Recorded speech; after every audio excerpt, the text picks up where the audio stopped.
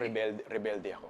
Ha? Bata pa lang. Merong isang art critic sumulat sa akin na Jinggoy Buenceso is the rebel of Philippine art and design. Siguro nakita niya talaga na hindi ako sumusunod. As early as yung mga ng career ko, hindi talaga ako sumusunod. No? Kung meron mang rule sa art na sinusunod siguro, no? Yung rule na paggamit ng canvas, paggamit ng pintura, o dapat ganito yung gawin mo, ganito lang ang dapat mong gawin. Hindi na ako sumusunod doon pa lang. Hindi ko makakalimutan siguro yung isang pinaka-importante na desisyon at ginawa ko sa karir ko nung maimbitahan kami. Kasi galing ako sa Singapore, papasok ako sa Pilipinas. Hindi naman may pagkakailan na talagang merong industriya ang art dito sa Philippines. Si Mutya ay malapit sa mga tao, sa industriya, na imbitahan kami sa isang dinner. No? Andito yung mga masters. No? Andiyan yung mga masters. Excited ako to be with the masters in one table.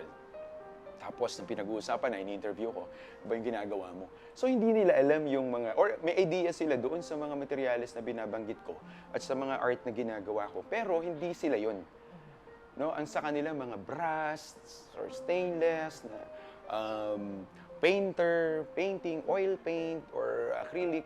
So, alam mo, nung sinasabi kong hindi sila interested, ang gusto nila, turuan ako. Hindi, dapat ganito gawin mo. Dapat ganito gawin mo. Masters ng mga to. So yung pagiging idolo ko dun sa mga masters, lumabas na lang ako. Excuse muna ako, CR. Excuse muna ako, CR muna ako. Ganito, may gagawin ako. Invite ko na yung asawa ko. Dito na ako sa labas, umuwi na tayo. So, yun pa lang, no? Lumalabas yung pagiging rebelde ko dun sa Kasi sa isip ko, hindi nila naiintindihan kung ano ginagawa ko. Balik ako sa studio. Inulit-ulit ko sa utak ko at sa puso ko. Hindi nila alam yung ginagawa ko. Hindi nila alam ang gagawin ko.